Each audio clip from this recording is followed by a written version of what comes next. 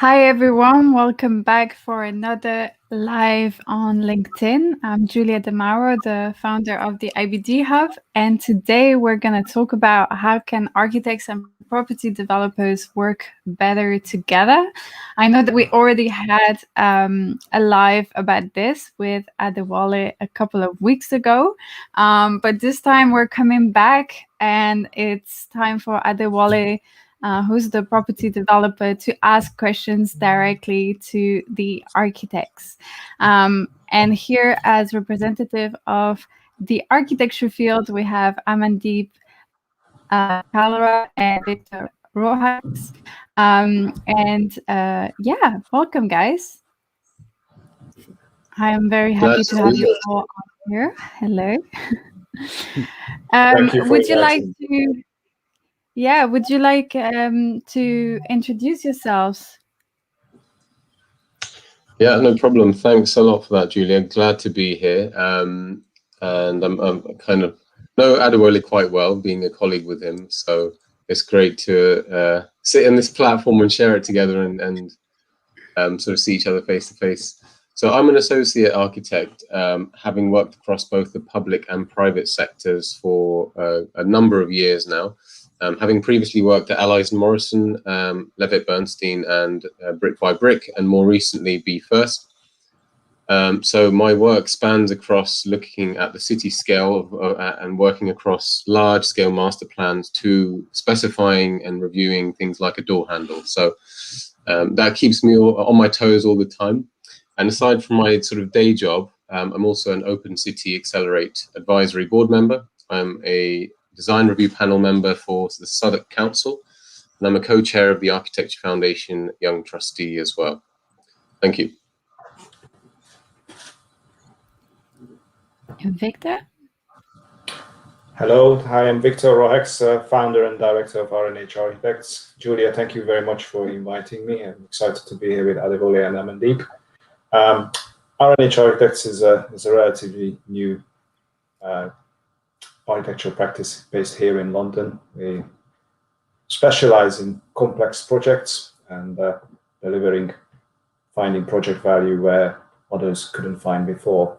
My background is, as you can hear in my voice, I haven't been born here, but I spent a better part of 14 years now in London with large commercial practices and international practices, and have been running my own practice full-time in the last 7 months.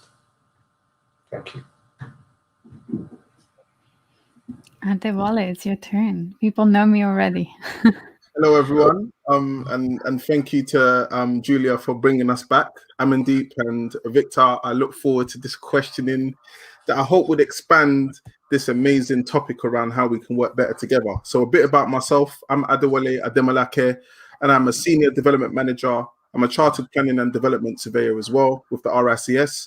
And I also blog from time to time. So I'm sure, Julia, you can work your magic at the bottom, A-Lake Dreaming. I'm sure, and basically I blog about my journey in property development and give my thoughts. And myself and Amandeep also run a clubhouse group called the Property Development Club, and we want to encourage conversation. I met Julia through Clubhouse, and we've had a very good relationship in talking, in exchanging ideas, and trying to edify each other. So it's been great. So I really look forward to diving into this conversation. And in terms of the type of projects I've worked for, I work for Be First at the moment, and I previously worked for Countryside Properties, who are a large development company in the UK. So I've got public and private development experience. So yeah, I look forward to this conversation. It'll be very exciting. Great.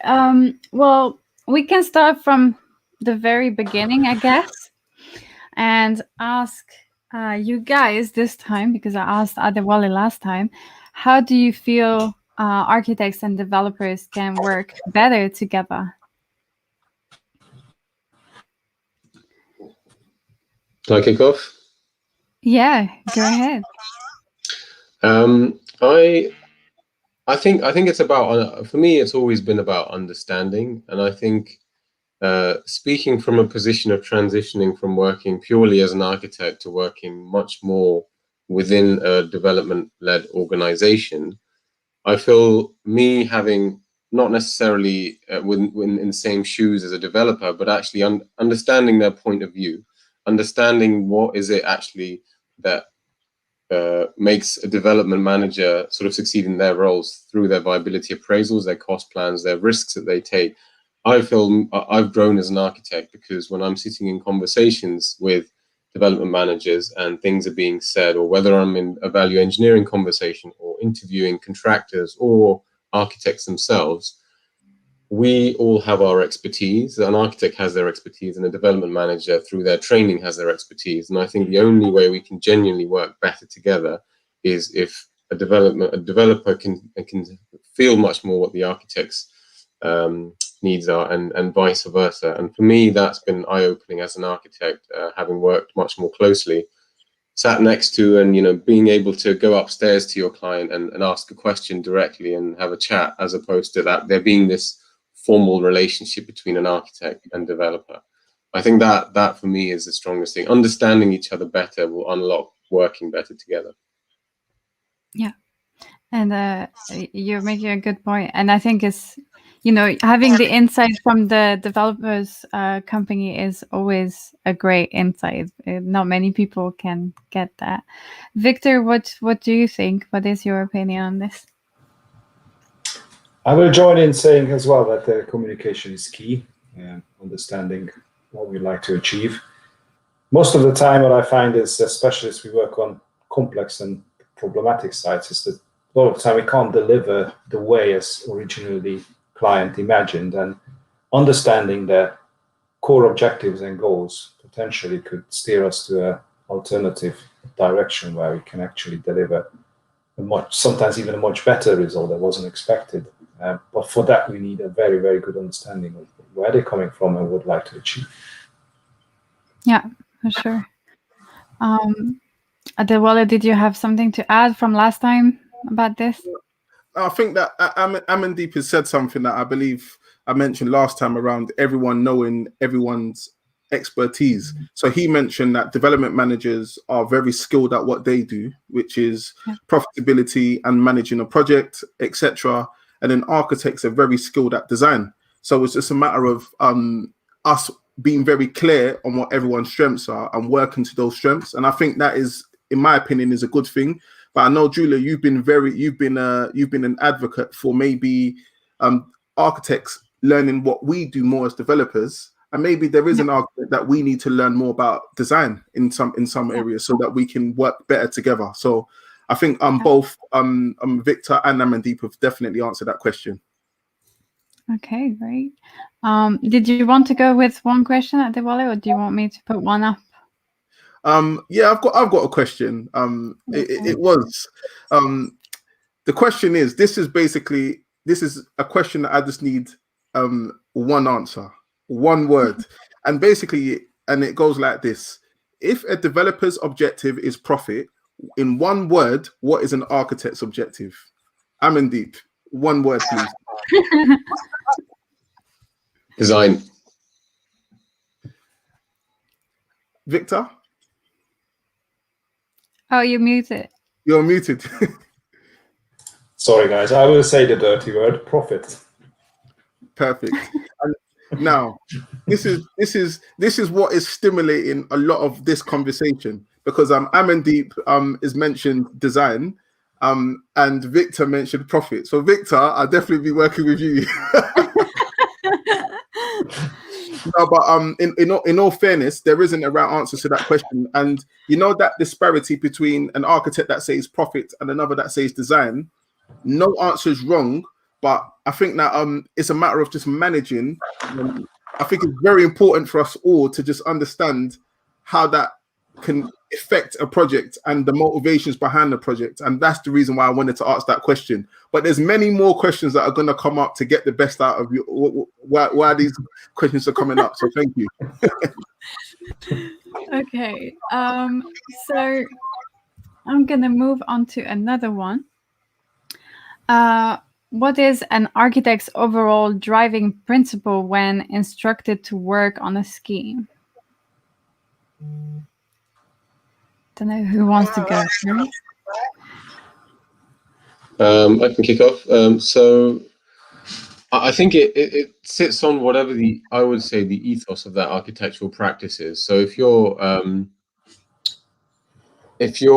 architectural practice that has a strong emphasis on historic character, the character of a place, space, placemaking, and people first, that's gonna be your driving principle, right? So you're first gonna think about what is it like to be there? What do the residents think of that place? What is the character of those streets? That's what's going to start the conversation. If you're somebody else, I'm not going to name names, and you're all about kind of landmarks, objectifying, and kind of something that says very loudly about who you are as a practice, as an individual. You start with that's what you would usually, and you might start with. You might still have those. There is these underlying principles that I think all architects have. It's which one comes stronger and weaker, and I think, and which one maybe starts first. So for these architects, it might be that's how it starts. It's what's the big, bold, single idea that you can almost draw with one squiggly line, and then the whole project effectively rests on that squiggly line or that squiggly model. And I think it completely varies on who the architect is. And this is why it's really important when a developer picks an architect. Who do they really want? Do they want the squiggly person to carry that squiggle through? Do they want somebody that is all about the people? Do they want somebody that's really contextual and knows a place and wants something that fits as part of that fabric? And I think you got to pick the right architect for the right job, and not all architects will give you the right result. I mean, having said that, I think easily you can have architects that can create landmark buildings and can create background buildings, but every architect has their tendency, I would say. And I think we all know which architects do which things better, and that's just because that's what they practice and that's what they like doing. So that's what my sort of long-winded way of saying would be. Yeah, I agree. What about you, Viktor? What's your opinion on this? I will be clinging on to some of the words actually in the question itself. When instructed to work, I would look at, try to understand as many of the conditions as possible, and that includes not just the context and the urban environment and all the problems out there in society and everything else, but also what the developer wants to do, because my job essentially is to take all these conditions, put them into this melting pot, steer it until something's going to come out that's actually going to, at least our goal is going to be to address all these conditions as best as possible and according to those specific conditions themselves. Yeah, both in a way, like you need a combination of both, right? Like you need the right match between developers and architects, but also an architect that is able to answer the context and the problem that has to be solved in that specific project. So no, definitely, and I think that I'm glad, and I think this is the type of conversation that I think is very important to have, because it's good to understand the context. And Amandeep made a good point. You pick an architect for what they can do and what they're specialized in doing, and that's a developer's responsibility to pick that type of firm. But equally, as Viktor said, the objective should be the client's objectives in some ways. But that whole element of your client versus the impartiality of designing something that would stand the test of time, I think that there's that dual responsibility that architects always have to consider, that there's one element that requires you to say, I'm an architect and I have a responsibility to humankind. But on the flip side, you always have to remember that you have a client and they have their objectives. And unfortunately, their objectives are very financial related. So a very good answer to those questions. Thank you. all right. Do you want to pick next one?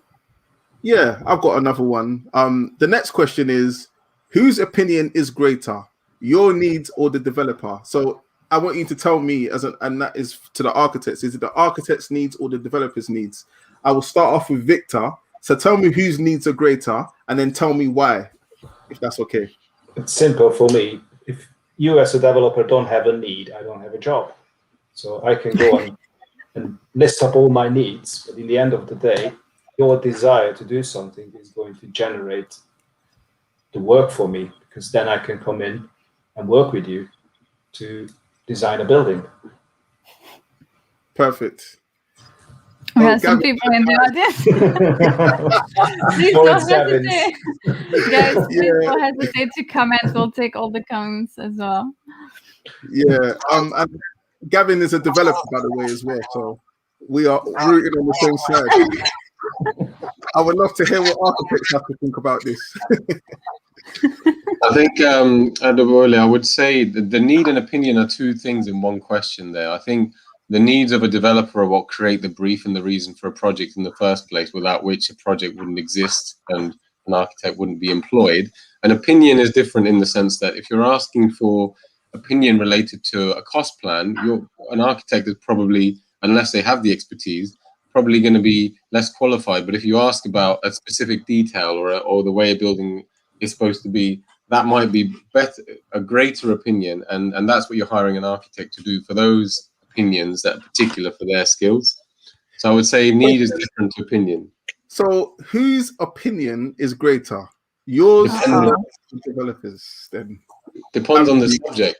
If the opinion you're asking, Adewole, is are 200 units better or 300, my question would be, on design terms, 210. But if your viability appraisal can only make 300 work, I'd say, well, there's not going to be a project at 210 units. So therefore, there's an opinion for my expertise, and there's an opinion for what your needs are. And I think that this is the difference we would always have, no matter how much an architect understands a developer and vice versa. There's the expertise are going to have to meet in the middle, because if you just hired architects for profitability, you might as well just hire development managers to design a building. I'm joking. No. Good point. And so, Amandeep, whose needs are greater then? If you can pick one, who would it be? Viktor was clear to say the client. In your opinion, who is it? I would say the developers' needs are greater in that sense, because they're paying everyone. So without the developer, there is no project. And ultimately, the developer's need should be their end user. So by proxy, that could be seen as the main need, really. You know what? I think that I have to give you both 10 out of 10. I think Viktor is answering all the questions. He's answering the questions in a way that makes me feel very, very secure. Amandeep is answering the questions as to how people and developers should be thinking, which is the end user. So the end user ultimately is the most important person. And there was a bid that we put together a few months ago, funnily enough, and the architects put together a scheme from the residents looking out into a development's view. And that was the reason they won that bid, because they were able to see it from the end user's perspective, as opposed to a 3D perspective looking downwards. They looked at it from the end user into the development, and that made a massive difference. So I think, Amandeep, I think that both of you have answered that question perfectly. So thank you. So over to you, Julia.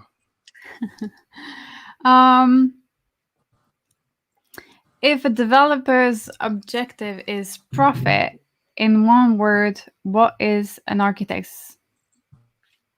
Oh, we've done that one. You have to... Did we do that one? Oh, that was with profit. Sorry. Yeah. How can architect design with costs in mind?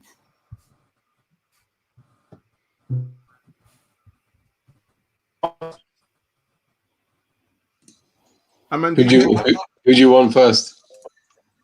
I think Viktor's connection is a bit low, so if you can go first, that would be great. Yeah, that's totally fine. So I would say, in terms of costs, I'll be honest, when I worked in traditional practice, I was very, very distant from cost. I know that that's a thing. I know we get paid through a format, and I know that obviously there's budgets and viability appraisals and times, and there are things that there's unit numbers and things have to be stuck to. But on the whole, whilst working in a traditional practice, at least up to pre-planning, the targets have usually been set by quantum of development as opposed to cost of development. From my previous experiences working in traditional practice, more and more when I've shifted to working within a development company and specifically local authority-led development company, I've come to grasp and understand much more, A, the impact, and B, the sort of concerns developers have around them, but also that's helped me enrich my own projects, because I feel that I can not rip apart a cost plan, but I can go through with quite detail a cost plan with the QS and know which bits I can interrogate and which bits I can't, or which bits I should focus my attentions on because they're easier as an architect to control. Now, for me, I think that the thing to understand is that the cost of a building is broken between substructure, superstructure, envelope, M&E, internals, externals, and whilst many architects would say actually they control a small portion of that, you know, whether it's just the envelope or finishes, you know, a large chunk of costs will sit in superstructure, M&E, or sort of substructure. I think the way architects need to design with costs in mind is firstly becoming best friends with a QS, and ideally a QS that they work with regularly, or a QS that is appointed by the client. For me, that's number one. Definitely work hand in a glove with a QS. That's been where I've had the most successes, where I'm able to call up a QS and just really sit through things with them. Secondly, I think all of the other costs that architects traditionally may think don't really sit in their controls, we need to grab those as architects much sooner. So that means substructure, superstructure, M&E. Most of the time, structural engineers and M&E engineers and all the other consultants come on board, not late, but late enough where an architect has kind of made up their mind about what the building is roughly going to be and roughly the shape of it, the size of it, the quantum. At which point, I think, you know, if there's any efficiencies ever to be made with M&Es and costs and using simpler systems, shorter spans, different methodology, it's almost too late, you know, or you're going to create abortive work. So I think for me, there's one big thing is working closely with the QS. Secondly is actually using all the other disciplines to your advantage and working with them way earlier on, so that actually a sort of structural engineer can tell you actually you could, if you adjust all your spans by this much, you could reduce the superstructure total cost by that much by doing this. And it's a very small tweak when you're sketching at stage 0 and 1, and it's a huge change when you're coming to submitting planning and a QS is telling you this is not going to work. And at that point, it's very difficult for an architect to interrogate the M&E and structural costs of a project, because it's almost baked into your design. So by default, you're challenging your own design by challenging those elements. So that would be my two big things: getting really to know the QS and bringing in everybody else way sooner. Yeah. How about you, Viktor? What do you think about this? I know you're quite a specialist in that end. So again, I'm gonna share probably some of the opinions, but I always cry out to get cost consultants sooner than usually we get them, because again, I'm going to go back to the original question, that we want to deliver something that is going to deliver all these goals, not just on the social and the local level, but also for a developer themselves. And how are we going to be able to do that if we got absolute no control over what are we designing and what sort of cost plans we need to adhere to, and where we need to work harder to potentially make the scheme work better. How sometimes we go through even planning stages, etc., and we not get cost advice is something that I'm quite passionate about, and I'm quite a big advocate of bringing those people in to get it up-to-date information about how much is this going to cost to build, because everything else is pretty much theoretical until we looked at this particular part, because it could be a great result. We secure planning for 200 apartments, or we secure planning for converting a building, or anything like that. To me, it's all hypothetical until someone actually puts some proper numbers against it, and then we could actually have a look at where does it work and where it doesn't.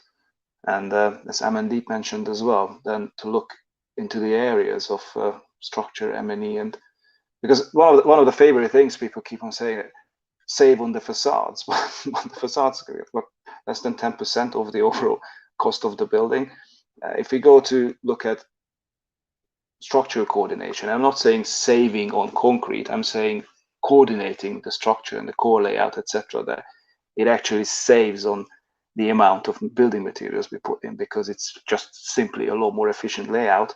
It's going to deliver a much more tangible result in the terms of getting to hit those targets, or where the cost plan has predicted the building is going to be. Thank you. Yeah, I'm also gonna answer to this one from a different perspective a little bit, because when I used to be an architect, I was working mainly on projects from international firms, and their goal was to be as outrageous as possible with their design, and they would sell that amazing idea to the developer. But then when it came down to actually building it, we had to strip out the building basically to meet the cost. So the idea is always great, and it's, it becomes an iconic building. But then when you go and look at the details and how the materials have been put together for the project, the result can be quite disappointing. So indeed, like you guys said, if the budget was kept in mind since the start, you could make maybe a smaller iconic building, or a more thoughtful iconic building that match the cost. Can I just a very small thing? I mean, I just, it's the same thing. Like, I go out to buy a pair of trainers. I have a budget in mind, right? I don't just go out and look at a pair of trainers which I think is going to blow me away. So then I look at the trainers, and I will find a pair of trainers that actually blow me away, but it's twice as much as my original cost plan was, right? I'm not going to buy that, or I'm going to look at potentially buying something similar, which looks similar but cheaper. This is exactly the same thing, and it should be with the building. Why we leave this cost-conscious attitude out when it's okay, well, now sit down and design a building? We shouldn't. Every single line we draw has got an impact on how much those trainers are going to cost. I need to jump in here. Victor, me and you're like the architectural version of me, basically. I told you guys. I told you. I love Victor, because when I mentioned last week about this whole concept of, if I gave you a credit card and I only had £1,000 to spend, and then someone went off and bought a Bentley, a mansion, and a Ferrari at the same time, this is some of the approaches that I tend to see with design and building sometimes, is that there's some elaborate design features that cost a ridiculous amount. And then that will probably kind of lead me on to my next question. But I just wanted to mention that this whole point around what Amandeep mentioned, around getting a quantity surveyor early and coordinating with your technical team, it is so important. So Amandeep, 10 out of 10 on that one. And Victor, I think that whole thing you mentioned around, you have your credit card or you wanted to buy trainers, and that consciousness, that cost consciousness is so important. And it's so important. There was a point that Amanda mentioned just now. She said, does cost align with authenticity? We're going to answer that shortly. And actually, furthermore, I think this might be a good time to ask that question. So what do you guys think, both Amandeep and Victor? Maybe we can start with Amandeep on that one, please. I'm not fully clear. Is it that question that just popped up? Does cost align with authenticity? And what do we mean by authenticity? In what sense? So let's I would take a stab at it and say authenticity is like, this is the mentality that I am questioning around architecture, and this is why some of the questions are going to get a bit deeper. When we look at authenticity, bespoke, unique type design, it's just around. And you as an architect will have your architectural identity that you would like to put into your schemes. Now, if a cost plan does not align with that, how would that make you feel? Well, I think if it doesn't align with that, that means I've messed up at the beginning, really. and partially I've messed up, but partially it's just your ambitions just don't align with the ambitions of the project. I mean, also tying back a little bit to the previous question, not all architects are as savvy as Viktor is in terms of actually, you know, knowing where he needs to focus his attentions on sooner, as well as actually, if you Adewale gave like 80 million pounds to an architect as a project budget, they wouldn't know what part of that to begin with is theirs. You know, they wouldn't. You might give a credit card with £1,000 on it, saying this is what we're going to use to build your building, but actually, what you're saying is only £100 of it is for the building. I also have 800, 900 other pounds for all the other prelims, structures, everything else. And within that £100, do you know what bits you can actually, what bits can I make very clear are actually your budgetary constraints, for example? Like, you know, I've always said when working with architects that aren't as savvy as Viktor, we got to be more tangible about what those costs can be. So if a facade, you know, is going to be made of bricks, what's a brick budget you can give someone? Or if there's a facade budget, can you give that to somebody? Like, I don't think 80 million is something, unless an architect has an in-house QS, will really be able to have a good grasp of what that really means. So I think that then the question coming back to authenticity, I think the idea of like that a project needs to be bespoke, to be authentic, or to be, you know, unique in that place, I think I don't agree with that. I think bespoke is born out of the fact that you can't work with standard components of something. And I think there's reasons standard components or standardization is created to begin with, because it creates efficiencies, it creates economies of scale, and you can be bespoke within the frames of something standard. You can have unlimited permutations of something with the kind of repetition of a single brick. That's just, you just got to use the creative power within you to unlock that. And I think the bespoke nature of things come about primarily when somebody wants to do something really outside of those realms. But for me, I think that's also a mistake on a part of not understanding what the brief is. If the brief is, this is a 80% affordable home-led project, it's robust, it's got to survive for X amount of years, you've got a cost plan with a budget for your facade for that. If then you come out with something that's 3 times more than that, you've either been briefed really badly or you've just gone completely off on a tangent. And I think then the question of authenticity doesn't exist, because you've created something that is never going to be buildable. So it's not really, it's authentic to what? Like, you know, it's not buildable. It doesn't exist. And I'm glad that you said that, because Amanda is someone that I've spoken to a few times, amazing architect, and she's got a podcast called 1 to 100, I believe. Julia, is that right? Yeah, I think Julia's gone. Yeah, so she does some amazing work there. So I think that we had them on. Oh, nice. That's amazing. So I think that the reason why it's good, because obviously Amandeep, you are the one, you and Viktor are the people they're looking up to, if that makes sense, because you're more further in your career. So speaking in the way that you've just explained that, I hope it's been helpful. So Amanda, I hope that answers your question. So I have a question, yeah, and this question I need a rapid answer. Value engineering, yeah. Whose fault is it? And I want Viktor to answer that question, and I want Amandeep to answer it second, if that's okay. Why is it a fault? Whose fault is it? It's not a fault. It's a process we go through, and actually, I'll frame that question a bit better, and I do apologize. So we've gone through a design process as an example, yeah. As you've been instructed, Viktor, to work with me on this 300 unit scheme. We've taken it through planning, and with best endeavors, we've expected that it's going to come in at a particular amount of money, yeah. We now get into a position when we get a building contractor on board, and now they're saying that there is no way they can build it within the limits that we have pre-established. The question I have is, whose fault is it in that type of incident? I would say I've got a big responsibility in this sense as lead consultant, but as a team, we work towards a cost plan, and I can again turn this around as well, because sometimes contractors' proposals come back in sometimes quite surprising amounts and stuff, which is even if we adhere to the strictest cost plan, we still find that we still need to go back and start to do some value engineering.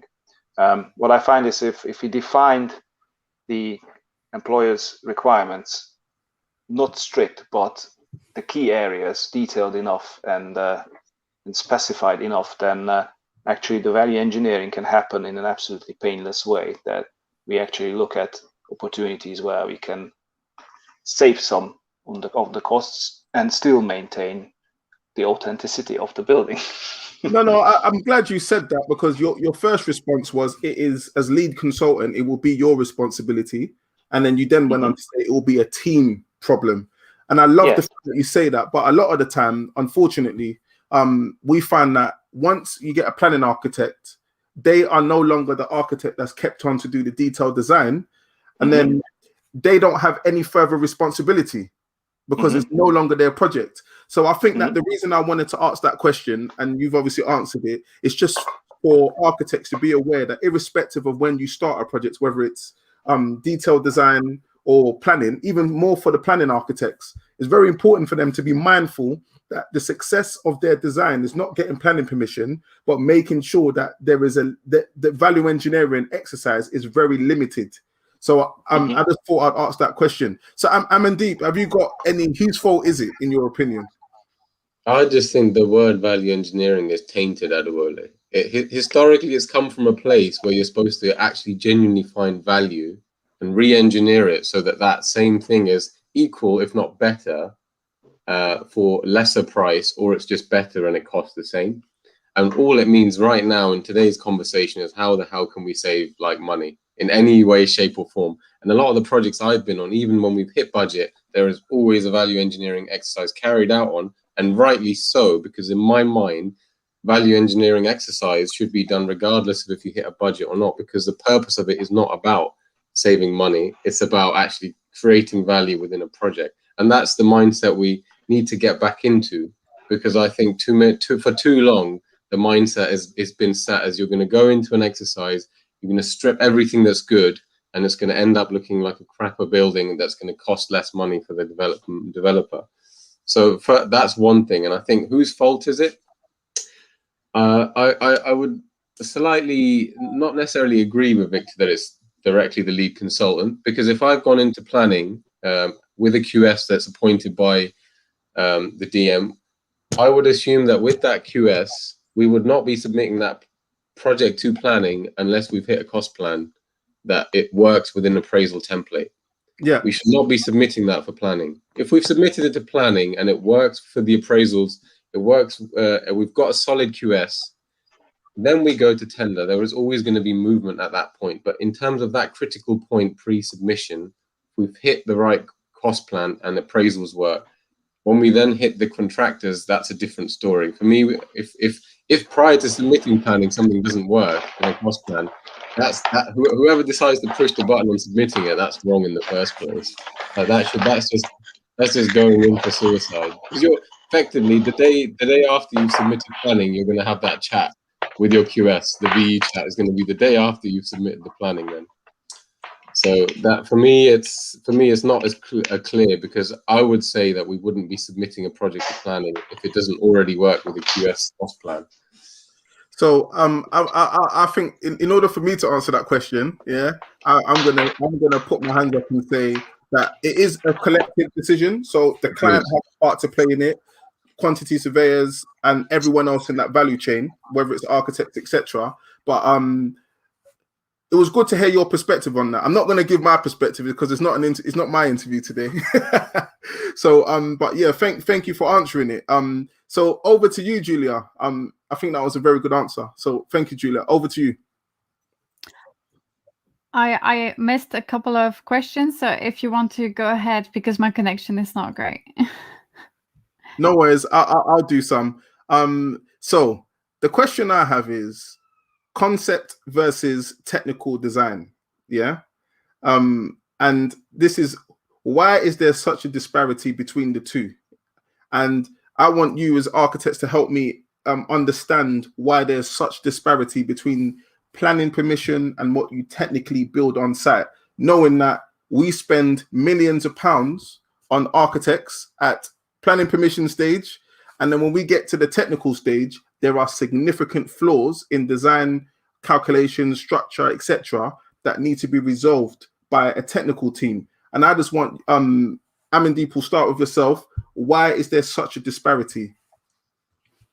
I think that it touches on your earlier question a little bit about the architects that take a project to planning and then don't necessarily care beyond that. For me, I think if the architect that's unfortunately it's just the way it is, whoever's working on stage 1 to 3 for planning, regardless of who delivers it, it's going to be their name on the publications of the front pages of whatever, whether it's good or bad. Nobody is paying attention to the delivery architect. Unfortunately, it's just the way it has become, or is the case, even though actually the most complex, likely the most complex part of the project comes at that point from stages 4, 5, and 6. So for me, I think it's more important whether you're going to be novated or not, whether you stop your services at that stage, that your design is robust enough to actually survive, even if you have to leave the project. For me, that means actually a design that is actually simple and executable by sometimes even a contractor's design team, which might not be a really experienced technical team that can do all the sorts of bespoke details that you may have detailed into your project.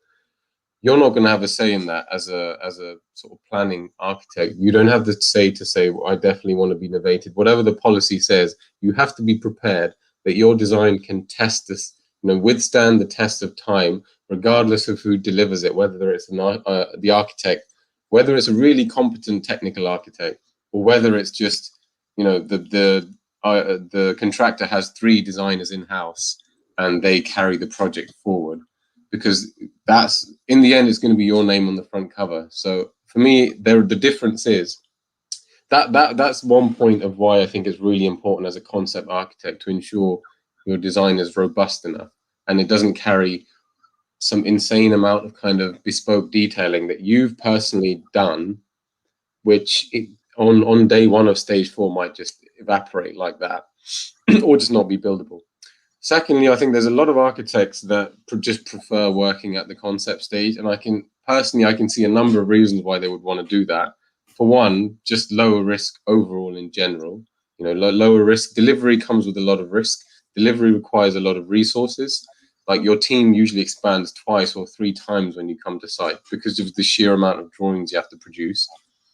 And thirdly, the experience. And fourthly, actually, some people are just frankly interested in that aspect of it, Adewole, like just having their name at the front, and that's their some snazzy design, and then beyond that, actually, they don't really care who finishes it off. So there's quite a few architects that are like that, and it's unfortunate because it can create a problem further down the line. Sorry, you wanted to say? And this is exactly my problem. I think that there needs to be a greater responsibility on architects to make sure that they are considering the detail front end so that we can literally just do a manufacturing conveyor belt, and then just deliver our schemes, because there is so many issues. We know what we're going through in some of the projects we're working on together, Amandeep. And I just think that it's important. And for any architect that is currently listening, that's working on the concept side of things, planning permission, I strongly, strongly, strongly recommend that you spend time thinking about your design and how it can be put together in real terms. Because what that will do is, it is another form of marketing. If an architect considers a scheme early on, it goes through planning, and then the contractor says, you know what, there wasn't any issues with this design. What do you think the contractor's going to do? They're going to call you up and say, we want to keep you on to do the technical design. The client's going to come back and say, you know what, this is a technically minded practice. We want you. We're going to work with you on everything because we know that you are considering the whole life cycle. But I find that a lot of architects, unfortunately, only focus on that concept area. And that, in my opinion, is not where the bread and butter is made. It's made when you're looking at the whole picture. So, Viktor, if you tell me, if you can also answer that question, which is concept versus technical / as built, why is there such a disparity between the two? I'd like to just share my personal experience working in London. When I started working here, first good number of years, all the projects we worked on started off with the developer. We did a coordinated design, which we submitted for planning. And then we went on to do tender, etc. Mostly then did the design and build contract, but nevertheless we were novated and kept on and delivered the building, etc. Coming out of the credit crunch, something really changed. What seemed to happen in my experience is that we started to work on planning applications with very, very minimal resources and help of additional consultants. Got approvals, and then we've never ever seen projects again. And then also the other end of the spectrum, clients came to us with projects that have been approved and asked us to start to look at and potentially take it to tender and then to construction. And I think partially some of this rift is also responsible for this sort of disparity between the stages, that there's no continuity, not only on the architectural side, but also from the development side as well. Yeah, definitely. That a lot of people just specialize on going to get planning applications, and then other people deliver them, and that sort of creates a slight misalignment between what these people want to do, because obviously they are two different, not only just the clients, but also the whole team and everything else. It's two different set of people now working supposedly on the same problem, but it's not really the same problem anymore, because we've just been through discussed all these factors that affect the design and affect the end product, the building in the end. So I would say it's no wonder that there's such a disparity. And I wouldn't go anywhere near saying no one is caring. It's just simply when also in my experience, when I can submit a planning application of a 20-story building with just a very, very basic structure schematic design and barely any M&E support, to my best ability, I'm trying to cater for future requirements on structure and M&E and everything else, but it's not going to be accurate because I haven't been given proper information to include in the design at that stage. So I would say partially it's the system as it is today. That you know what? I think, Victor, you've answered that question perfect, and I think that this is something that I'm sure Gavin may attest to this, because you get some developers that focus specifically on trying to get planning gain, which is just securing planning and selling on the site. Now, when you sell on the site, another developer comes on and they have a fresh pair of eyes on it, and they may have a totally different approach to it. So I think fundamentally, as you said, it is a systematic issue. But I also do find that there are elements where you get designers that, because they know it's planning and it's low risk, they know that the technical guys are just going to solve all the problems. They may not give it the due diligence that it requires. So thank you very much. I think this has been a very enriching response, and I'm very much noting all of these points mentally. David Bayel, you did say hello. So hello, David. So over to you, Julia, for the next question.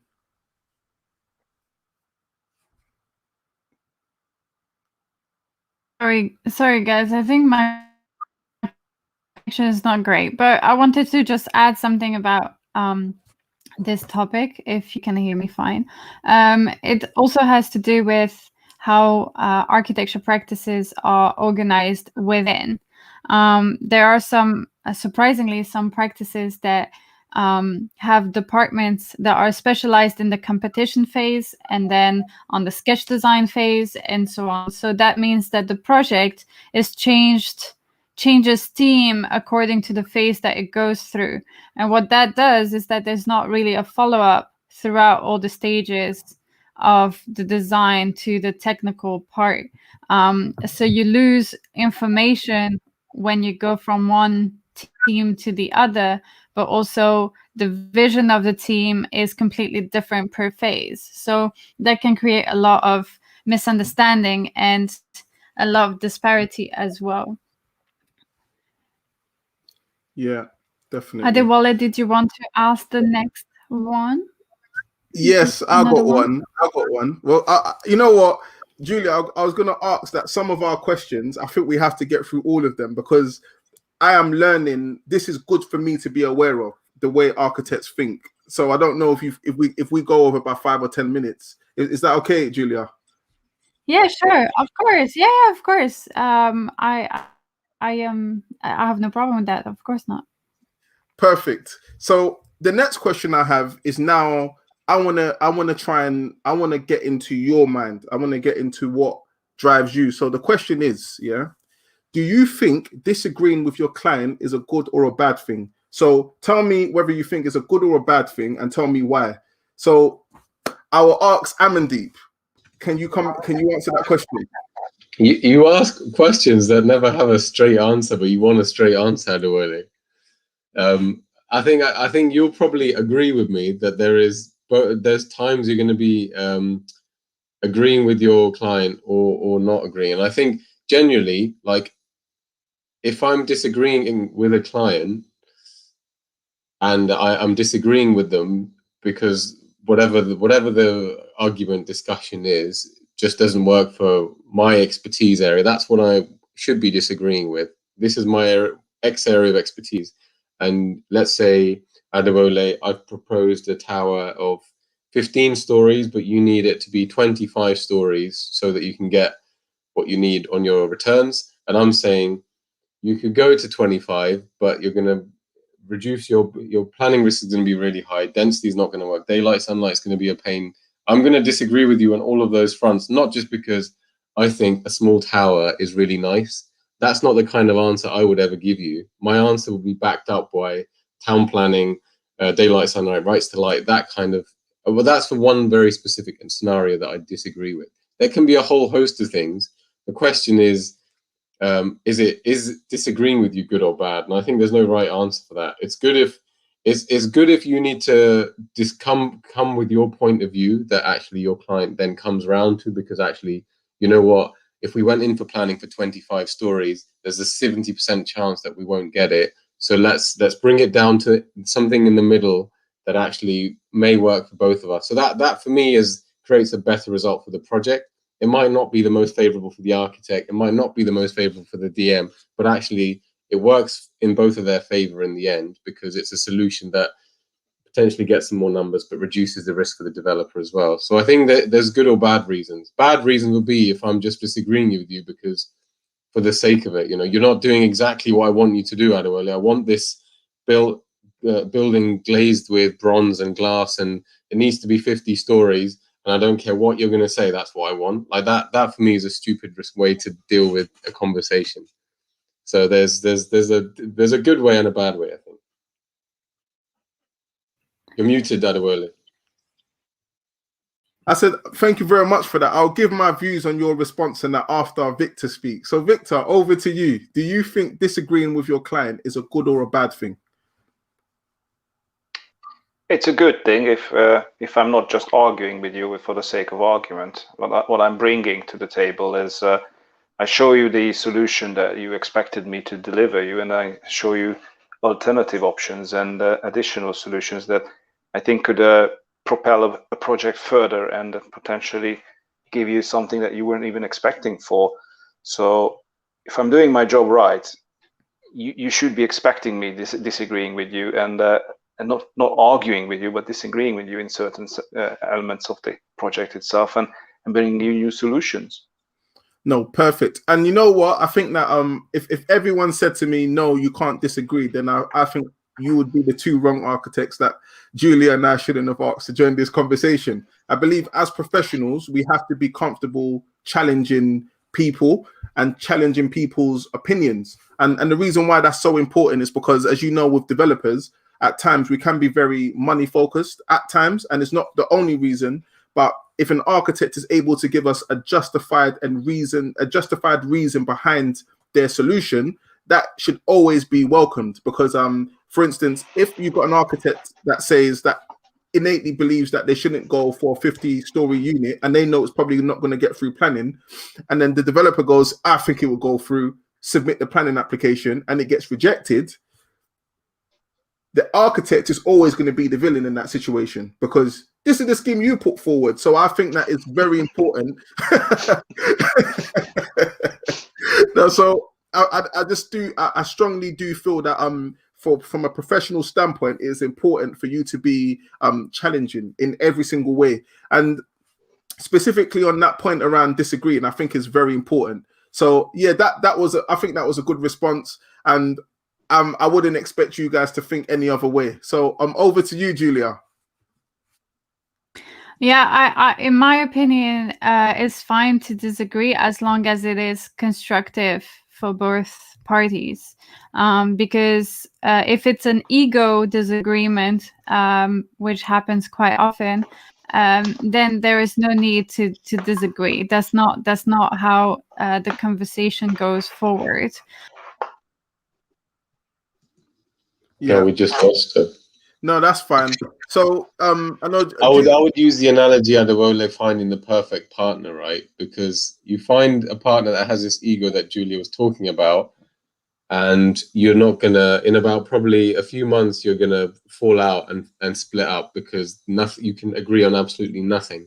On the contrary side, they agree with absolutely everything you say, and don't ever challenge it, don't ever question it, and it's just boring. Like, why? It's, you don't get into this relationship so that somebody is an identical version of you. Like, that's not the point. So for me, that sweet spot is that person that knows your strengths and knows your weaknesses and knows when to challenge you and when you're right. So.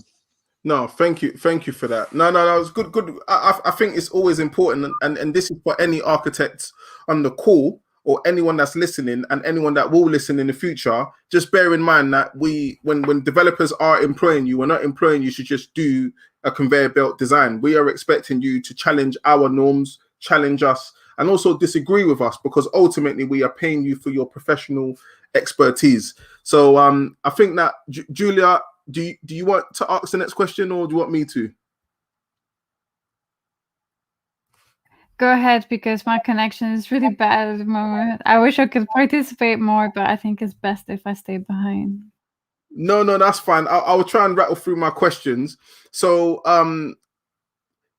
if quantity surveyor, are they a friend or a foe? What do you think, Victor? Pick one. Friend. Amandeep? Friend as well. Perfect. I think that is the right answer, because I'm trying to get through these quick fire questions. So the next one is to do with this whole thing that Julia mentioned around ego. Yeah. So this one, I know that you architects have trained for 7 years of your life, and you have worked, and you have. It is so prestigious what the architect goes through to become a qualified architect. So this question, I want you to think about your training, and I want you to answer me in your purest honesty, not thinking of the fact that there's developers on this call. So the question is, I see architects as proud and esteemed people. Yeah. I said, do you feel this gets in the way of meeting the client's requirements? Yes. I said, client's requirements is not only design, but it's budget and quality. So the never question is, how do you feel architect? And that is basically the question. So do you feel that your design philosophy, your training can get in the way of meeting your client's requirements? So Victor, if you can answer first, please. I can certainly see that a lot of clients are quite apprehensive when approaching architects because of this pride and esteemed sort of status, etc. But it's not dissimilar to if you went to the doctor and you said the doctors say, don't say a word, I see you limping a little bit, you need a hip replacement, and I haven't said a word, I actually bumped my knee and I just need some painkillers, right? If we let that get in the way of this communication, what we talked about in the very beginning, then yes, we started off on the wrong foot, and we are not going to get anywhere really. I rather listen first and then use my training and my experience to get you a good result. Again, touching on what we talked about before about authenticity and everything else. That's something that is right for that particular site, right for that particular complex problem that you have, and notwithstanding the budget itself. No, that is very helpful. So before I move on to Amandeep, Victor, do you feel that this barrier around pride and being proud and esteemed, do you feel that it's had an impact on other architectural practices in getting in the way of meeting the client's requirements?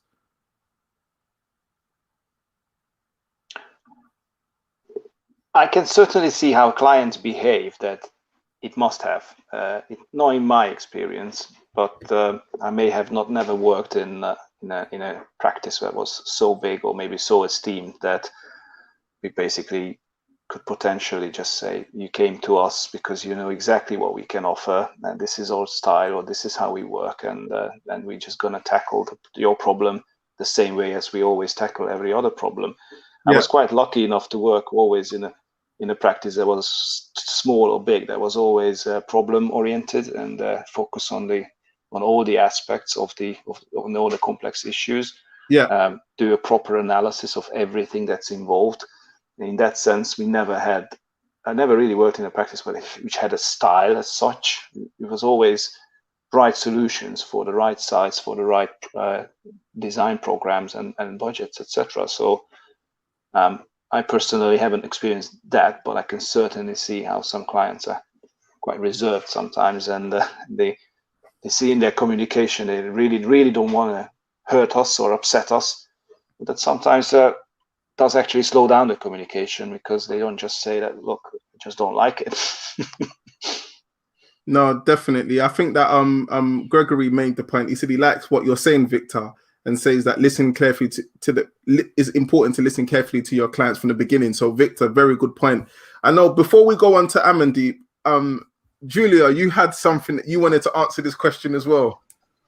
Yeah, like I mean, I worked for 5 years as an architect, and my career in the business side of architecture started because my position was actually to coordinate between the developer and the architect, because the architect was just had some kind of ego issues and therefore was not able to communicate in a very friendly and constructive manner to the developer.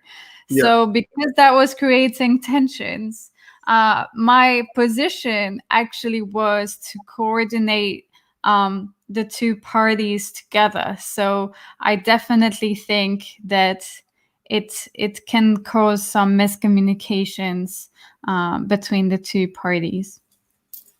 No, thank you very much for that. And you know what? I think that this is why relationship management is important. And I don't know whether they teach that in architectural courses around the soft skills. It's not always about design. When I think about a designer, I think of someone that at times can be very irrational and very firm in whatever they believe in. But I don't naturally think of a designer as someone that would listen to their client naturally and maybe try to work with their client. And maybe the movies have not been good in doing that as well, because very much when I watched Billions, there was a one where Axelrod must have asked the guy to do a paintwork, and the guy gave him his specific requirements. I need this, that. And Axelrod is a billionaire, and it just made me see that designers at times are very unique in their skill set, and obviously that can have an impact on their relationships with their clients. So Amandeep, over to you, if that's okay. To answer it straightforward, I do think it does get in the way of some architects, and I say that mainly because I'm now working within a local authority developer, where I think almost like what Julia's sort of talking about, not being the intermediary, but bringing those design expertise in-house, where actually you're able to mediate sometimes between the development managers and the architects, because you have an understanding of both parties. Because no matter how much we'd like to say it'd be good to understand each other, it sometimes it just isn't possible. So that you have people like perhaps Julia and myself, where we actually span across both sides and actually can speak both languages. And I think part of the problem for me, I don't want to open up a can of worms about education, but for me, architects and artists come from a world of individualism. My education was always about what's my project, my big idea. Rarely did I ever work with other bodies when I studied. You know, I didn't work with any structural engineer students or any other while I was studying. So my 5 years of education was all about me. And that's bred into you for 5 years. You go into practice, and the first time you realize that you're a CAD monkey, or you're making tea, and your world starts to fall apart really quickly. You know, you had this vision that you were going to go into an architect's office and be sitting there with a big drawing board commanding an amazing idea to sell to your client, and that falls apart like in an instant like that. And then many architects, either earlier in their career where they decide to go out on their own, or after 30 years of practice and they set up on their own, are almost trying to reclaim something that that they fell in love with when they first started uni. And I think that's where and for me, that's where the issue comes with, because building is an act for the public and the greater good. Yes, there might be one amazingly well-trained mind behind orchestrating it, but fundamentally it's a fabric that will be there before you and after you're gone. And I think understanding that actually all the people that experience that building are the ones that actually are the ones that whose needs to be taken care of. I think that's when your own esteem, your kind of ego, your proudness need to disappear, because you're going to be gone in 80, 90 years. This building might be there for hundreds of years. The people you're going to be serving are going to be there for generations and generations. And I think for me, education plays a big part. And yes, there's still a problem with pride and esteem getting in the way of meeting client requirements. Perfect. You know what? I think I must say that response, both yours and Victor's, it's measured, and I think that this is something that I've never. Imagine me putting an architect and asking them, say, do you have problems with pride and being too esteemed? This is the first time I've actually got a response. So I would like to thank you. And I'm sure some of my architects or developer friends that may be listening in, they may also now have got an understanding into the way of a mind of an architect. So thank you so much for that. So the next question, we've got 3 more questions, and hopefully, sorry, we're not going to take up too much more of your time. So the next question is this.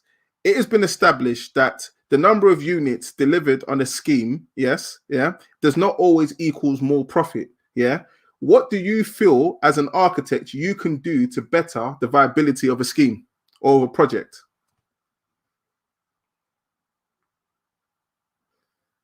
Yeah. So I think that just Jane said it's a fantastic conversation. Thank you. And Isabella mentioned that ego is always a weak point, and definitely I think I can agree with you on that. So going back to the question, what do you feel as architects? And Victor, maybe you can start, and then Amandeep. Oh, sorry, I'll get Amandeep to start on this question, and then and Victor after. So I'll ask it again. It has been established that the number of units do not always equals more profit. What do you feel as an architect you can do to better the viability of a project? I think you have to then question what are your parameters to play with, because I think I've found that the more rules you can give an architect, they can then go wild and play within those rules. So if you know going from 100 to 200 aren't actually going to make your project more viable, what's going to make it more viable? Is it the change of tenure? Is it the change of the mix? Is it the change of the build cost? What are the other parameters, if it's not just doubling unit numbers, that can be moved? And those are within an architect, so architect can play with size of units. If it's about actually creating a mix of different tenures through in the way cores are dealt with, or the way that the size of the units are dealt with, that is something an architect can play with. Whether it's a budget of the facade, whether it's the simplicity of the form, that's for me. I always bang on about this. A simple form is something you start with at stage 0. Like, what are all the other moving parts that an architect can move to better the viability of a project? And they might not know that directly themselves, so they might need a little bit of guidance. And I think that more experienced architects will know, right, okay, fine, it's not the numbers. Let me play with the type of brick. I can find another brick that's a red brick that gives me the quality I want. It's £200 per 1,000 cheaper, and over this many square meters, it could save £200,000. Does that help? Can this help? And it can be a both-way conversation. If it's not directly coming out of a DM, it can go the other way. So an architect can sit in the conversation and go, right, if you don't need more units to make this work, what is it? Is it the simplicity of the form? Is it the orientation? Is it the location of the blocks? Is there underground utilities that are killing, diversion of a gas pipe? Is that what's killing it? Right, I'm going to step the whole facade back 3 meters. What are the other things we can play with? And for me, it all goes back down to really understanding how a cost plan works, because in that cost plan, when you see a lump item for 300K that's killing your viability because it's relocating a public gas main, I want that money to spend on my building. I'd work harder to step away from it. So actually we could spend more of that on making a nicer facade as opposed to wasting it on just rediverting a gas main. So like, I think giving the rules with which an architect can play with can help them then actually be creative within that. Perfect. That might get you more unexpected results. You know, you might not have to then say, Adewale, step this facade back because we need 300 grand back from here. What you've done is given them 10 key variables. They can play with that and actually might give you some unexpected responses. No, I really love that, Amandeep, because sometimes as development managers, the blame game can be part of our job role around the architect's fault. But if I'm going to be objective for myself, I can say that a lot of the problems sometimes lie with the briefing that the development manager gave in the first place and what parameters he said he's comfortable. So, for instance, I had an architect recently that said the whole of the ground floor of all the facades on the ground floor to the first floor was going to be a glazed brick. The only place that delivered that that brick or that glazed brick was in Amsterdam, where Julia is. And I said to myself, who gave you that brief? And he said, no one did. And I said, all right, you just need to rework that brief and take it back to stuff that we can easily source in the UK. So I feel that maybe there was an element where I could have maybe set those parameters earlier, or whether the quantity surveyor could have worked with me to set those parameters. So I think, Amandeep, that is a very, very good response. And thank you for giving your views on that. Just to finish on that, Adewale, I'd say when I was at Brick by Brick, we gave some serious rule books. You know, the interior was sorted, the lobby design was sorted. What that meant was the architect played with the site configuration and didn't play with the things that the brick budget was always set, the facade budget was set, the lobby and core design was designed, the bathroom spec, the kitchen. There's a number of items that we fixed because that gave us economies of scales and predictability in future budgets. Then what you didn't have is a conversation later down the line where you're like, oh, you had an undefined element of a brief, so an architect went wild with it because that was their moment they could be creative in. Rather, if you have an area where you don't yet have a defined brief, try to define it in a way with which it can work within your cost plan if it was maxed out, but doesn't actually give somebody, oh wait, this area is question mark, let me develop the brief for this, let me go wild. Sometimes you might want that. Other times you might not. On a project I was working on, there was an element of the project which was a community center. We didn't give a very good brief. This was designed as like an award-winning, like, you know, huge scheme. Yeah, you know the project. Then that becomes like the tiny community center is now an award-winning part of the scheme because that's where they want to go explosive in because we had an undefined brief. Partly, I'd say that's our fault. But I think that's where we have to find the middle ground. The bits that are undefined, how can we define it but still be undefined so that it doesn't give us unexpected results? No, definitely, Amandeep. And thank you for that response. And I think that whole scrutinizing of the cost plans, working with your quantity surveyor, and potentially, I would even arguably say that architects, thinking more like quantity surveyors and more like developers, they could inform the design direction.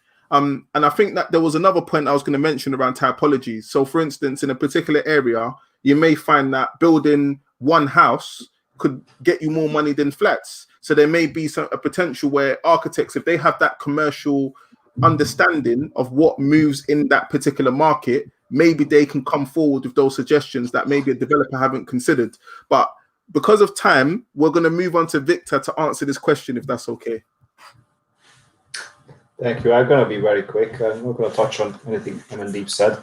There's a lot of stuff that can be engineered and looked at a later stage. But what I also find is that a lot of time we don't appreciate that sweet spots in the design and value.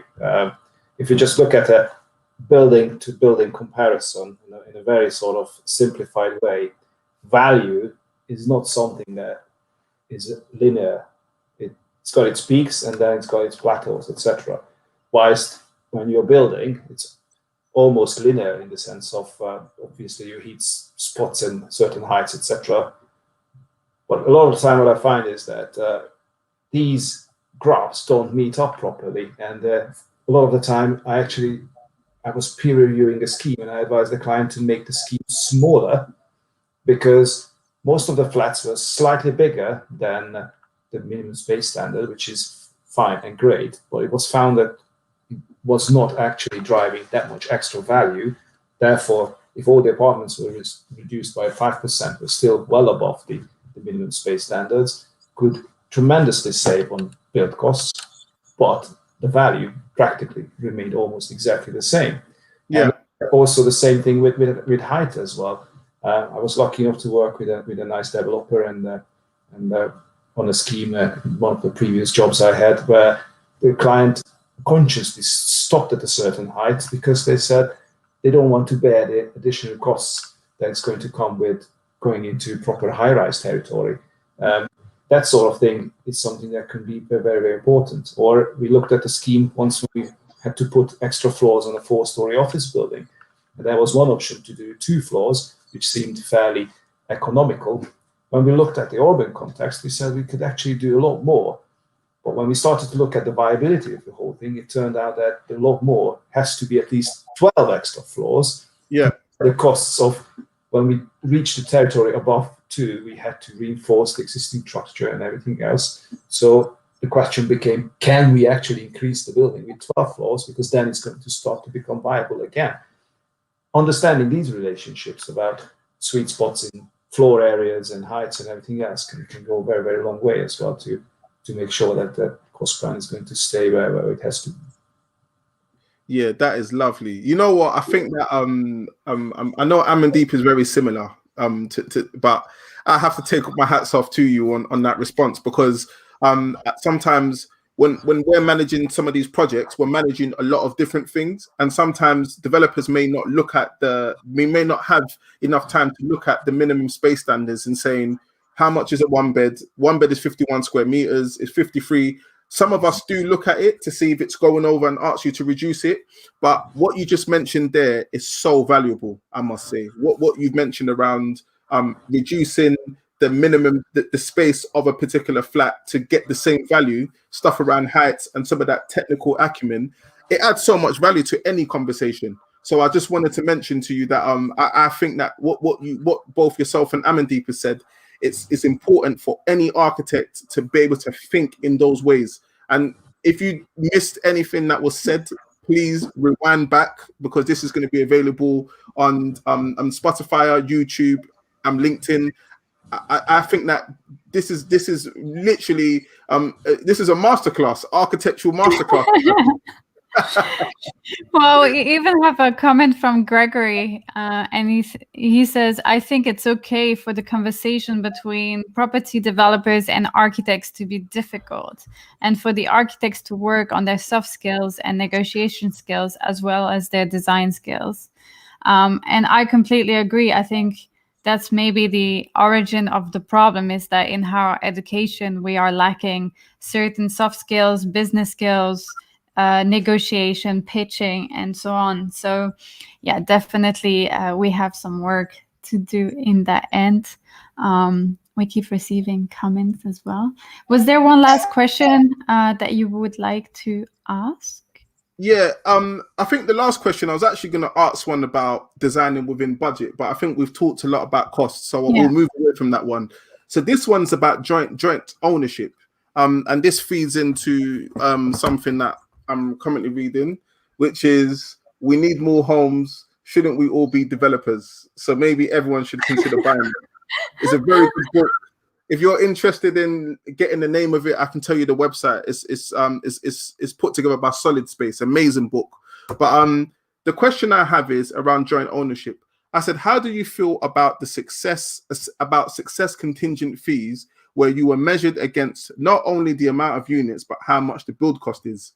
And this is just an open-ended question. So we're not talking about, oh, you gave us 100 units, let's celebrate. We're talking about how much, how efficient is the build cost to make it more viable, and then we'll share the uplift with you as an architect. So this is just looking at different models as to how we can incentivize you as architects to be more focused on costs from the beginning. So Amandeep, if you can give me your views on this, please.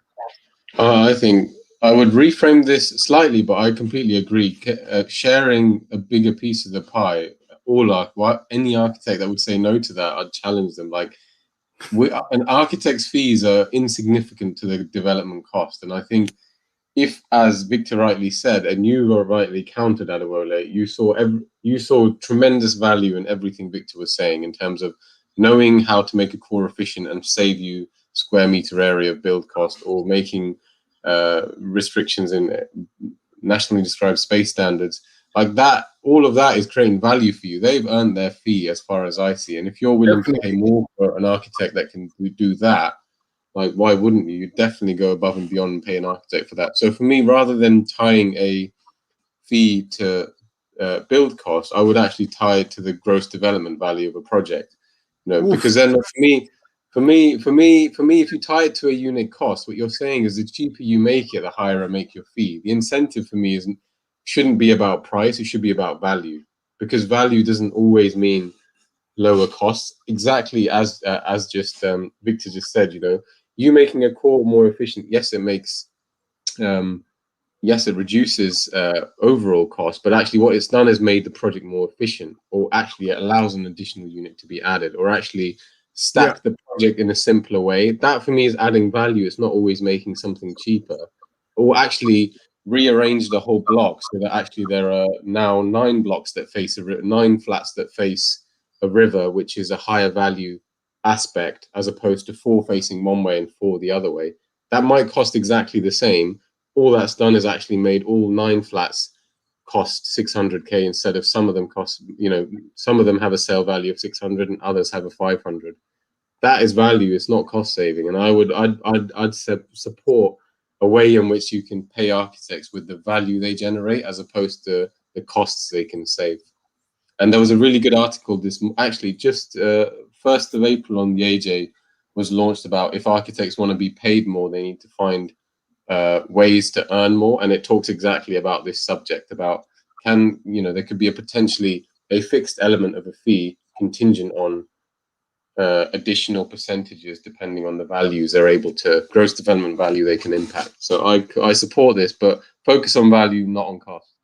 You know what? I think that we have to stick our fork in the ground somehow. So we have to pin it on cost. But what you've just said, in my opinion, and maybe developers at times, they want to keep the whole pie to themselves at times. But maybe we are moving towards a time where architects need to be more commercially minded in that way. So I think that in my opinion, Amandeep, I think that if more architects can think that way, I think that might make a difference. So Julia, you've got a question on the bottom that you put up, and then we'll ask Viktor to answer that question as well before we end. Sure. It's just someone that is saying, isn't this concept the genesis for design and build? I can maybe answer that question in terms of design and build. So in the UK, the design and build, it's is very much, and Amandeep, please feel free to jump in as well as Viktor.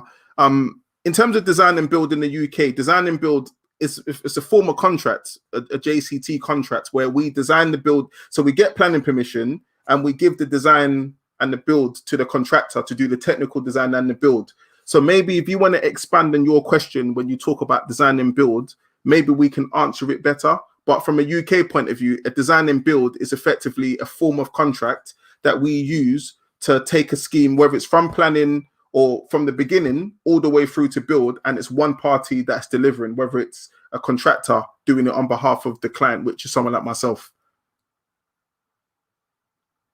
Yeah, great. And then we can ask the same question to Viktor then. Yes. Sorry, I was muted again.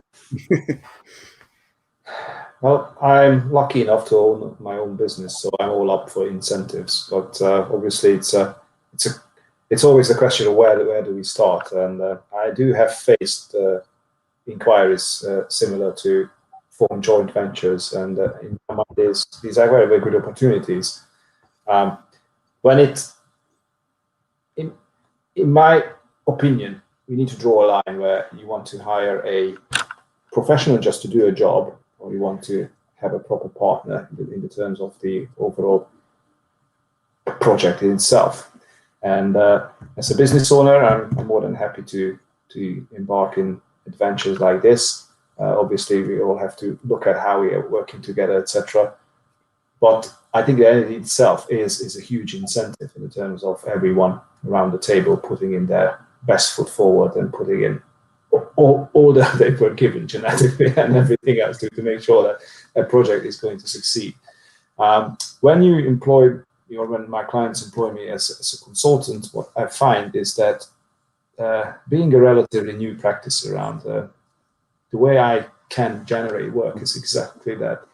I can promise to be more tight on the net to gross ratios and potentially get planning for 15-20% more than the other people previously succeeded on. And if you then come to me and say, okay, now this is what's expected of you to get 15-20% more in planning, but if you achieve more, you're going to have a nice bonus in the end. That's an interesting discussion, because we already started from an elevated point. You're not saying that, wow, you achieved to get 15-20% more than the previous architects or the previous team or anybody else looked at before. That's why, to me, it's an interesting question in this sense. And as I said, I can see two clear lines: either someone is a consultant or someone is a partner in this joint venture development adventure. Yeah, and I think that in summary, I think that that whole distinction between joint venture partner and consultancy, I think that there is a place where you can put both of them together. There is a hybrid approach that architects could utilize. I think the other thought that came to mind just now was around what you mentioned around, if you are incentivized, your creativity will be very much directed towards efficiencies and potentially helping increase the project, make the project more successful. My response to that is, surely that should be what you should be doing anyway. So that's why I said this. The reason I get work with a fairly new practice is because the designs we put forward are efficient, and a lot of the time we manage to succeed better in planning than others. No. That is very fair, and I would like to conclude by saying, before Julia gives us the overall conclusion, by saying that some of these questions that we've put together is literally to try and get other architects to start thinking a bit differently to the way they operate, whether it's students or practitioners, and also to try and make people understand how architects think, how developers view architects. And I believe this conversation, in my personal opinion, should be able to enrich this conversation. So I just want to conclude by saying I have been very edified by this conversation, and I will be reading or listening back to it and taking notes. A bit of gems from my perspective. This is a book called Property Development, Appraisal and Finance, and it's put together by David Isaac, John O'Leary, and Mark Daly. I strongly recommend that architects read this book because it effectively explains the details behind development appraisals and what matters to developers. So if anyone's interested, feel free to message me. I can tell you the name of it. It's an amazing book. And this whole conversation around us talking about architects versus architects getting a better understanding of developers and vice versa, it all boils down to you reading these types of books and potentially you telling me what simple books I can read potentially to better my design acumen. And that is effectively all I had to say today. And over to you, Julia. Thank you guys for, giving us all this insight. And, I think this conversation is really necessary. I think that we cannot build the same way as we used to in the past 5 to 30 years, and we need to start innovating. And the only way to do that is to have an overlap between the property developers and the architects and understand each other better in order to come up with new solutions. And that's going to be key for the field. So what we're doing here is extremely important. And I think it's an encouragement for the field overall to, have similar conversations and, try to collaborate as much as possible so that when you understand each other very well, then you can come up with completely new solution and insight.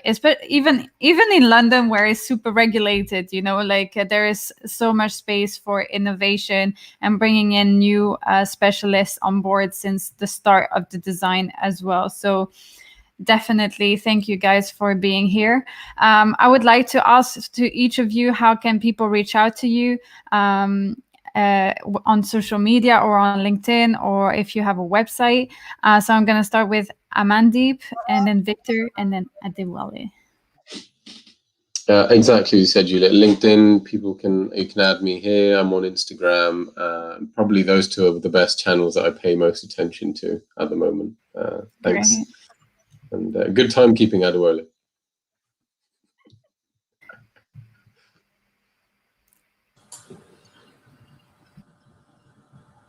Viktor, where can people find you and your beautiful company?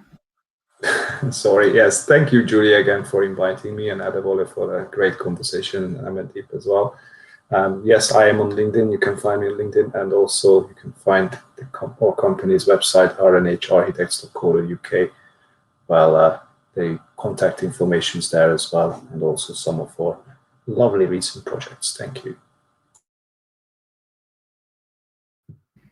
Yeah, and myself, again, I'd like to thank Amandeep and Viktor for their opinions. It's very much edified me in many different ways. But if you want to find me, I'm on LinkedIn. My name is Adewole Ademolake. You can see it on the screen. You can also find me on Clubhouse. Myself and Amandeep are very active on there. Julia's put in my blog, which is A Late Dreaming, and this is effectively the origin of this conversation around architects versus architects, how architects can work better with developers. So feel free to go on my blog and have a read. And you can also find me on Instagram, same name, A Late Dreaming, and that covers me. I am a person that you can contact, so if you message me, I will respond. Maybe not quickly, but I definitely will respond. Thank you. Right. And guys, you know where to find us at the ibdhub.com. We have a new program called Digital Business Development for any architects and architecture firms that wish to find clients online through social media platforms. So visit our website to know more. And I see you next week, as usual, with another guest and another conversation. And I would like to thank all of you for listening up. I'm going to end the broadcast.